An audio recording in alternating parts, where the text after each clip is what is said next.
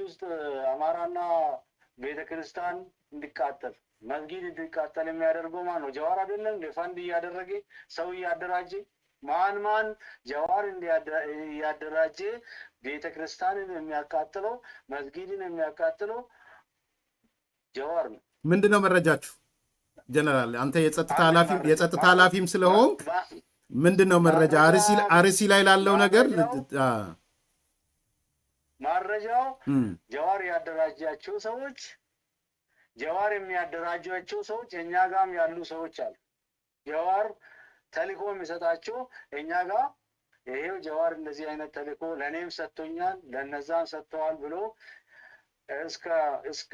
እስከ ሚልኮ ገንዘብ ማን ላይ ገንዘብ እንደሚያፈስ በምን እንደሚያደርግ በየቀኑ እኛ እንከታተል እናውቀዋለን። አንዳንድ ጊዜ እስላምን እስላም ኦሮሞን ከክርስቲያን ኦሮሞ ለይቶ ጀነራል አንተ ከፍተኛ የጸጥታ ኃላፊ ስለሆንክ ምንድነው መረጃ ምንድነው? ይሄን መጠየቅ አለብኝ። ምንድነው መረጃ ማለት ለህዝቡ መግለጽ የምትችለው ደረጃ ድረስ ማለት ነው? አይ ግለሰቦችን ስም መጥራት አልችልም። ኦኬ አይ ለህዝቡ መግለጽ በምትችለው ደረጃ ያልኩ ለዛ ነው። የሆነ መሐመድ የሆነ ልትል አትችልም። ይገባኛል። አዎ ሌላ አልችልም። ግን ሰዎቹ አሉ። ኦኬ ሰዎቹ አሉ። ምን ያክል ከየት ፈንድ እንደሚያደርጋቸው ከየት ገንዘብ እንደሚቀበል ለማን እንደሚልክ ሁሉንም አውቃለሁ። እንዴት ዶክመንት አገኘው ብሎ ፖስት እንደሚያደርግ ከማን እንደሚያደርግ እናውቃለን። እኛ ሰው ገዝቶ ህዝብና ህዝብን አጋጅቶ እሱ እኮ አንድ ጊዜ ሽማግሌዎች ሄደው ለምን ትረብሻለህ ብሎት ነበሩ። ምንድነው ችግር? አሁን ኦሮሞ ችግር የለበትም።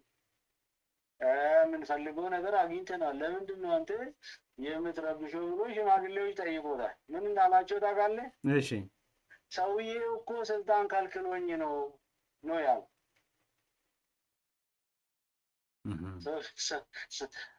ጠቅላይ ሚኒስትሩ አላስጠጋ ምንም ቦታ አልሰጠንም። ታዲያ ምን እናድርግ?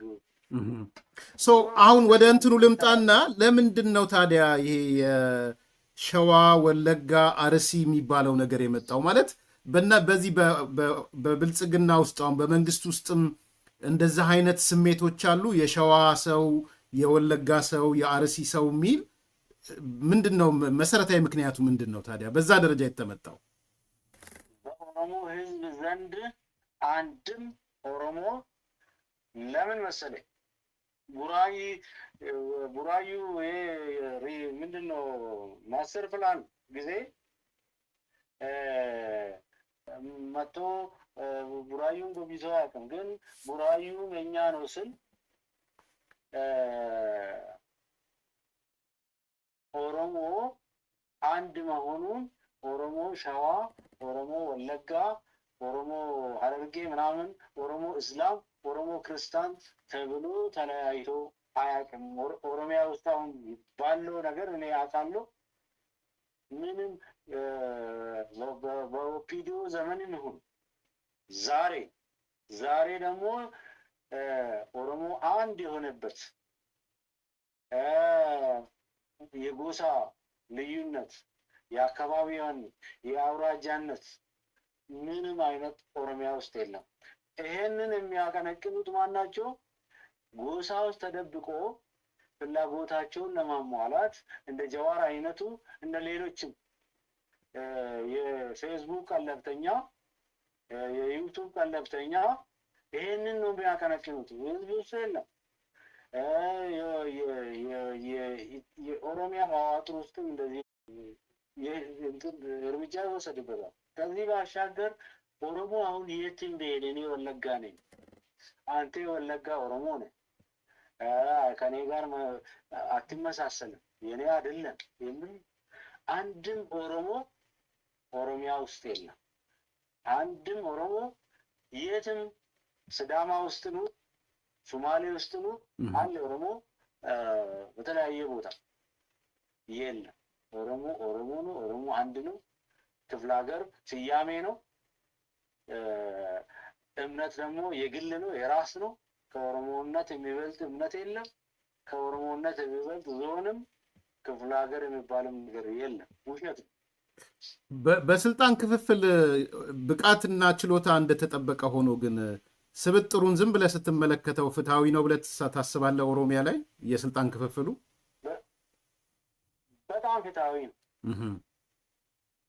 በጣም ፍትሐዊ። ምክንያቱም እንግዲህ የኦሮሚያ ፕሬዝዳንት አንድ ሰው ነው የሚሆነው። ከተለያዩ ዞኖች አምጥተህ ወንበር ደርድሬ የመድረክ መሪዎች አስመስለህ አታስቀምጥም። በብቃት ፕሬዝዳንት ይመጣል፣ በብቃት ምክትሎች ይመጣሉ፣ ቢሮ ኃላፊዎች ይመጣሉ፣ ዞን አመራሮች ይመጣሉ። ከዛ ባሻገር አይ አንተ ሸዋ ስለሆንክ ወለጋ ስለሆንክ አንተ አታስፈልግም፣ አርሲ ስለሆንክ አታስፈልግም የሚባል ስርዓት የለም። ግን ደግሞ ወልዋሌ ማለት ወላዋይ ወደ ነፈሰበት የሚነፍስ እና የራሱን ፍላጎት ለማሟላት የትም ገብቶ ገደል ገብቶ ተራራ ላይ ወጥቶ ራሱን ፍላጎት ለማሟላት ከቅናትና ከምቀኝነት ነው ጫካ ያሉት ኦሮሞዎቹ። ቅድም ዳውድ ምን እንዳለ ተናግሬያለሁ። አሁንም ጫካ ያሉት ምንድን ነው? ኦሮሞ ተረኛ ነው ከሚሉት ጋር እኮ ነው የተሰለፉት። ኦሮሞ ምን አገኘና ነው ተረኝነቱ? እቁብ ነው እንዴ? እዚህ ኢትዮጵያ ውስጥ እኮ ስርዓት እቁብ አልነበረም። ይታገላለህ። ማንም እዚህ ሀገር ላይ ጠቅላይ ሚኒስትር ሊሆን ይችላል፣ ፕሬዝዳንት ሊሆን ይችላል። ለህዝቦች እኩልነት ነው የታገል ነው እንጂ ጠቅላይ ሚኒስትር ለመሆን ፕሬዝዳንት ለመሆን አይደለም። ግን እሺ ምን አገኘ ኦሮሞ? ጠቅላይ ሚኒስትር ዶክተር አብይ ጠቅላይ ሚኒስትር ሆነ። ምንድነው ምንድነው የተለየ? የማንን ቦታ ይፈልጋል ኦሮሞ? ከማን ሀብት ንብረት ቀምቶ በልቶ ያውቃል ኦሮሞ? ኦሮሞ ተካፍሎ መብላት እኮ አሁን እኮ እዛ ጋር ጀነራል እዛ ጋር ያለው ቁም ነገር እኮ ነው ጀነራል አበበ። እዛ ጋር ያለው አሁን ለምሳሌ አቶ ጀዋር ከብሔር ቅራኔ ወይም ከብሔር ትግል ወደ መደብ ትግል ሄደናል፣ ትራንስፎርም አድርገናል የኦሮሞን ትግል ሲል እኔ የገባኝ ምንድን ነው አሁን ያለው ስርዓት የኦሮሞ ጥያቄዎችን መልሷል። ኦሮሞ በልዩ ሁኔታ የኔን አንደርስታንዲንግ ነው የምነግርህ። የኦሮሞ በልዩ ሁኔታ የብሔር ጭቆና አለ ብሎ የሚታገለው ነገር የለም።